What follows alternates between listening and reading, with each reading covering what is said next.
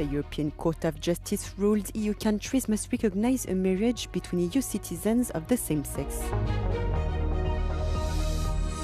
4 more people, including 2 women and 2 men, have been arrested over the Louvre robbery last month, according to the Paris prosecutor's office. A Lithuanian court convicted a teenager of performing an arson attack on an IKEA store and found he acted on behalf of Russian security services. EU countries must recognize a marriage between EU citizens of the same sex lawfully concluded in another member state. This is what the European Court of Justice ruled on Tuesday.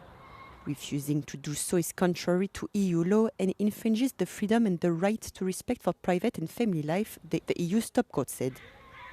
It ruled Poland was wrong not to recognize the marriage certificate of a Polish couple who married in Berlin in 2018 and then moved back to Poland on the ground that Polish law does not permit marriage between persons of the same sex.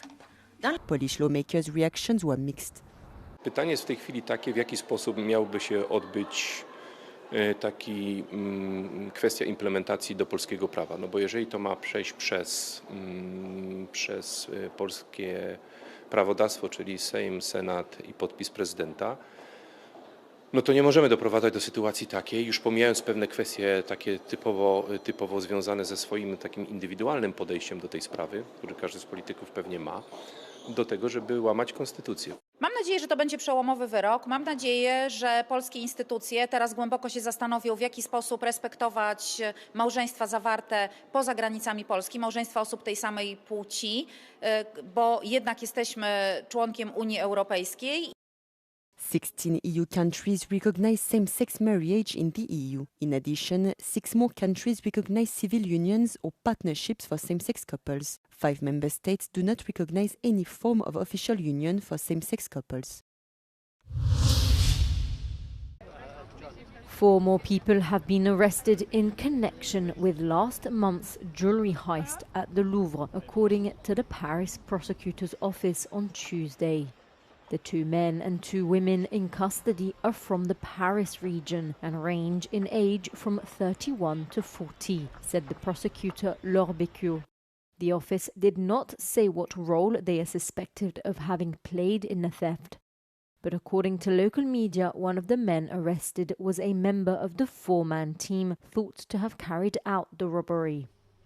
Magistrates have previously filed preliminary charges against 3 men and a woman arrested in October over the heist. It took the thieves less than 8 minutes to steal jewels worth 88 million euros.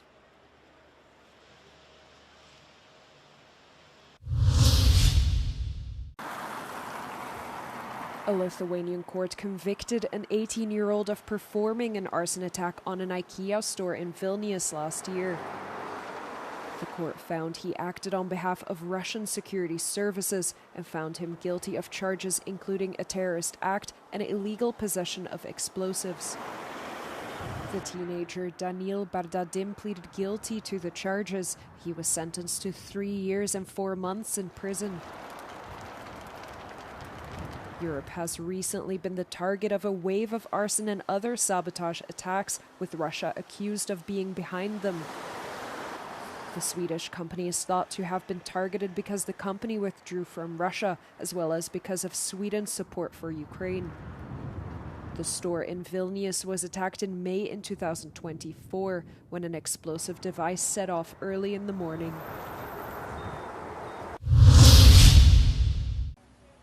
At least 6 people were killed in Russian strikes targeting residential and energy positions in the Ukrainian capital Kyiv and the northeastern Sumy region overnight into Tuesday. Video footage circulating online showed a residential building in the central Pechursk district and another in the eastern Dniprovsky district to have suffered strikes, later confirmed by Kyiv Mayor Vitaly Klitschko. Ukraine's energy minister noted, without adding detail, that the overnight barrage also targeted some of the country's energy infrastructure. In separate attacks, officials in Sumy announced that a service truck stationed in an area that was victim to repeated Russian attacks late into Monday was struck by a drone in the early hours of Tuesday. The attacks come after US and Ukrainian delegations held talks in the Swiss city of Geneva about a US-Russia brokered peace plan. Ukraine says the talks were very constructive, stating that it shared and discussed almost all of its concerns with the US. Kremlin spokesperson Dmitry Peskov said on Monday that Russia had not seen the updated plan following the talks. Europe must stand firm by its digital rules was the message sent by Margrethe Vestager, former European Commissioner for Competition. Interviewed by Euronews on the Europe Today program, the Danish Liberal politician called on the EU not to bow to American pressure for weaker implementation of European digital rules. One thing is important, and that is that we have promised Europeans that their services would be safe to use for their mental health, for their democracy as such. And that is, of course, core in any democracy. Vestager urged the EU to stand by its landmark legislation of the Digital Market Act and the Digital Services Act, both approved during the former EU Commissioner's tenure, which lasted between 2014 and 2024. Thank you. It actually would be open for competition so that we can get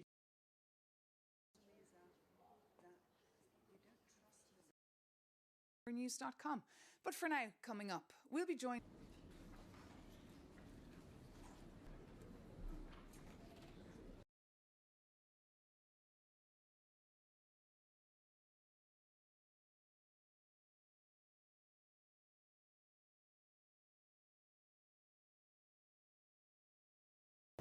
Good afternoon, everybody. We just concluded our European Union to be together.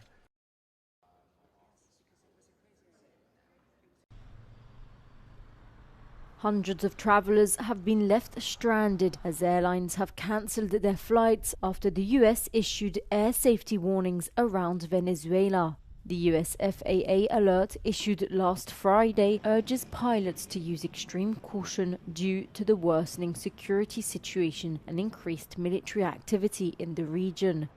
This has caused widespread cancellations by Venezuelan and international airlines such as Turkish Airlines, Iberia, Avianca and many more. Spanish airline Air Europa, Estelar and Laser announced the suspension of their flights to Venezuela. Over the weekend, other international airlines had already adopted similar measures. The warning comes days after the US designated the drug cartel of the Suns as a terrorist group, a group it alleges is led by Venezuela's president.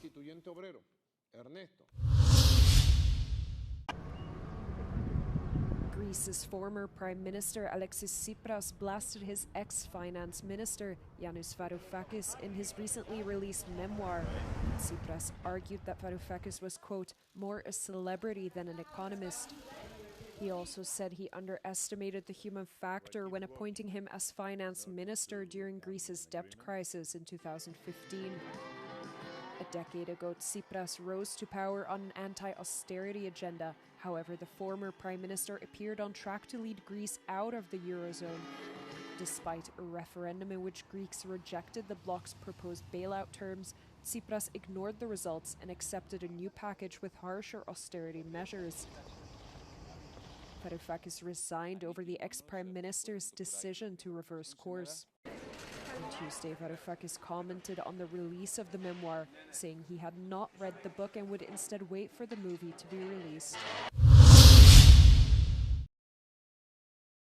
3 children from a British-Australian family living in the woods in Italy were moved to an educational community by court order. Social services deemed their forced lifestyle in Palmoli in the country's central Chieri province to be unsafe. The father of the 3 children denounced the decision as an injustice. It remains unclear what will happen next, but the mayor of Palmoli promised his support if the family ends up staying in Italy. Se la soluzione dovesse essere la seconda, cioè la permanenza in Italia, noi chiaramente ci rendiamo disponibili a supportare la famiglia per quanto riguarda l'adeguamento del fabbricato e il sostegno di tipo sociale e scolastico ai bambini.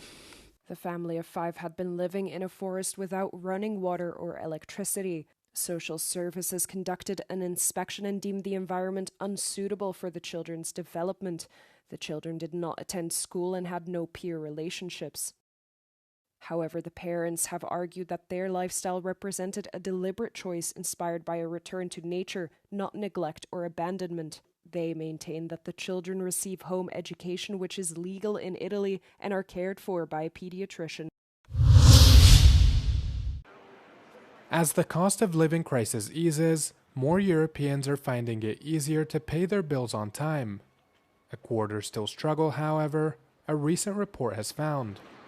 This trend is reflected in the latest European Consumer Payment Report produced by Swedish credit and collection company Intrum. In 2023, 37% of Europeans failed to pay their bills on time, while today the figure sits at an improved but still relatively high 24%. Meanwhile, the divide between countries and social groups has continued to widen. Spain and Austria top the chart, reflecting only 17% of people who were unable to pay their debts in the expected time frame. Slovakia, Belgium, and Norway trailed shortly behind, reporting figures ranging from 19 to 20%. Greece, which has been dealing with years of economic hardship, came in last, with around 33% of citizens struggling to pay their debts on time. 43% of consumers in Europe said that recent years have had a lasting negative impact on their financial well-being, with younger generations often being the most affected. Over 60% of Generation Z reported that missing a bill's due date was a regular occurrence this year. The main reason continues to be a lack of funds, continuing a similar trend of previous years as the main reason for defaulting.